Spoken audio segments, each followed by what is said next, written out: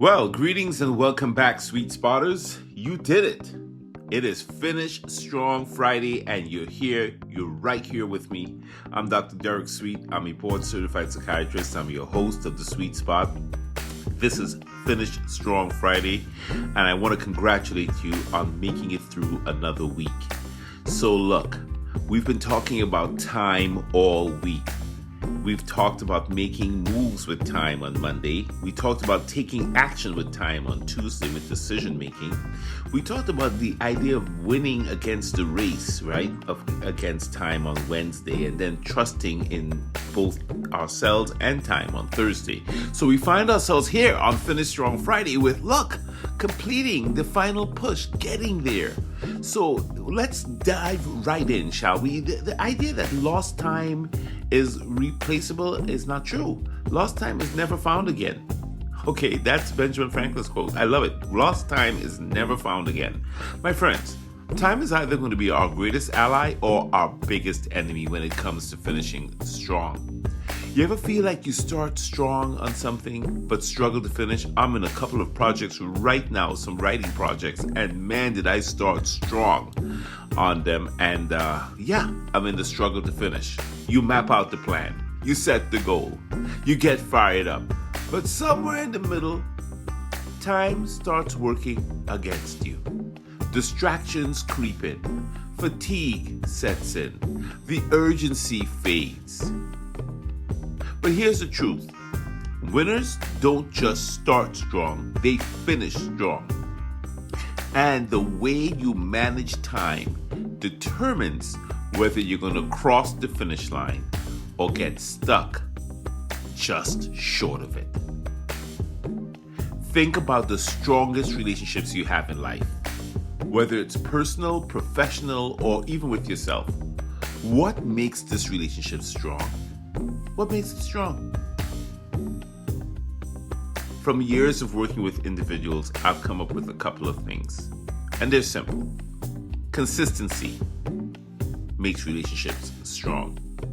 Commitment makes relationships strong. The ability to follow through can make a relationship strong. Commitment, consistency, and following through. And guess what? The same applies to your relationship with time. If you treat time with respect, it will work for you. Never fails. Waste it, and it leaves you behind. That's the thing about time. It's merciless that way. It'll just leave you. Time doesn't pause for perfection. It doesn't slow down for hesitation. It moves at the same speed for everyone all the time. The difference is how we use it. So why do we struggle with completion? Why haven't I completed the couple of papers I know that I need to complete? Well, we can lose momentum. We can get distracted. We can be overbooked. We stretch out, we can sort of get ourselves too booked up with 1,000 different things. We can underestimate the final stretch, how hard it is to bring it home. Tony Robbins puts it like this: the path to success is to take massive and determined action. Remember that one? I talked about that a couple of days ago. But determined action doesn't apply to just the beginning of something, because sometimes you can take really massive action at the beginning of something and then peter out, and it's not there at the end. Massive action has to be from the beginning to the end. Because starting is always exciting. Finishing, that's the hard part. So time reveals who is truly committed. A strong start is great, but a strong finish is what counts. Time will separate the dreamers from the doers. Time will test whether you're serious about finishing or you were just interested in trying and that you were just playing games. And let's be real. Finishing strong isn't about productivity all the time. It's about trust. Like we talked about yesterday in Trust Yourself Thursday. You have to trust in yourself to complete what you start. So sometimes folks come to me and they want to work on task completion, and what we end up working on is trusting. Do you trust yourself? Do you trust yourself enough to believe that you can actually do this? Because sometimes finishing it means that you are that good. But if you're having a problem with your own identity, that's an issue. And then there's trusting in the process that consistency will bring results. Look, it's boring to practice every day. It's boring to go and do the same job the same way every time, but that is what excellence is made of. We've got to be trusting in the consistency and being consistent, because that's what brings the results. Great athletes are consistent in how they practice. Steph Curry shooting those threes, I guarantee you that's consistent practice. So trust in time as well, right? Trust that if you use time well, it will work for you, not against you. So those three things I want you to think through.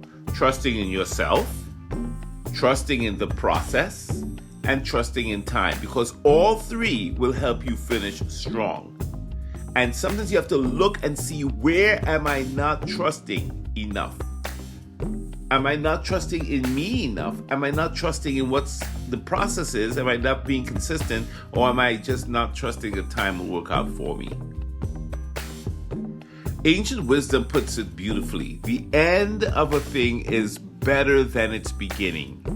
And the patient in spirit is better than the proud in spirit. The end of a thing is better than its beginning, and the patient in spirit is better than the proud in spirit. You know what that means? It means that it's not about how fast you start. It's about whether you're going to endure. Patience, discipline, and follow through matter in sports a lot. And they matter because that's what it takes to win games. That's what it takes to complete a quarter or a half to get into the end zone. Patience, discipline, and follow through matter more than excitement at the beginning. Great athletes know that you can't let the beginning make you think you can coast to the end.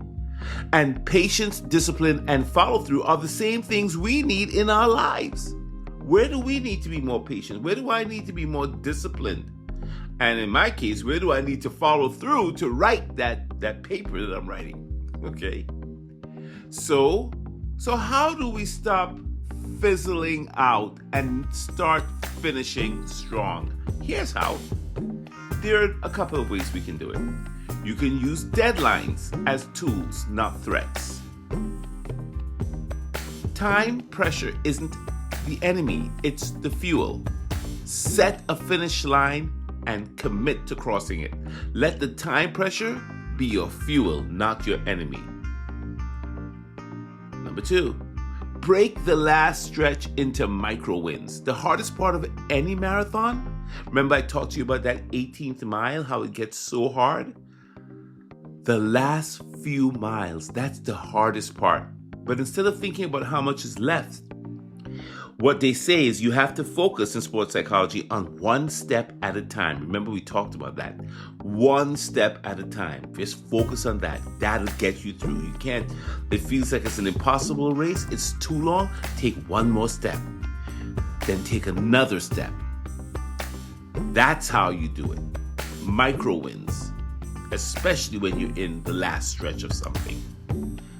The third, eliminate distractions in the final push. When you are near the finish line, this is the last time you need to be getting distracted. And that's a temptation, get rid of it.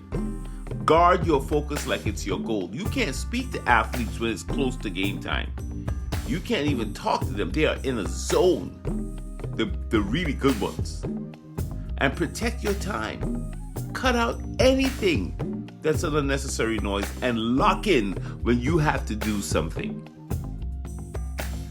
And then the last thing I would say is, don't forget to celebrate the small wins along the way.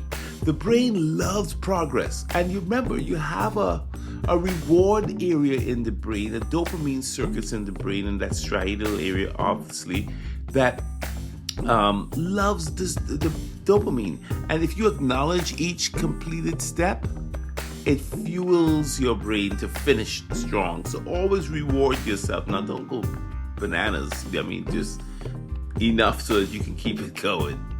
So today, my friends, I want you to ask yourself, where in life do you need to finish strong? Is it a project? Is it a goal? Is it a commitment you made to yourself? Is it a promise that you need to keep? Whatever it is, time is moving. Remember, time waits on no one. The finish line is waiting for you. And remember, it's not how you start, but it's how you finish. So that's your Finish Strong Friday message. If it spoke to you, I want you to share it with someone who needs to hear it, and I'll see you for Saturday, which is Self-Care Saturday. And that's where we're going to explore how caring for yourself is one of the most important ways that you can master time. Until then, my friend, I want you to finish what you started. See you tomorrow. This is Dr. Derek Sweet. You've been listening to The Sweet Spot. Thank you so much for your time and your energy today. And I'm looking forward to seeing you. Catch me on LinkedIn, catch me on YouTube, catch me on Instagram. I'm even on Threads.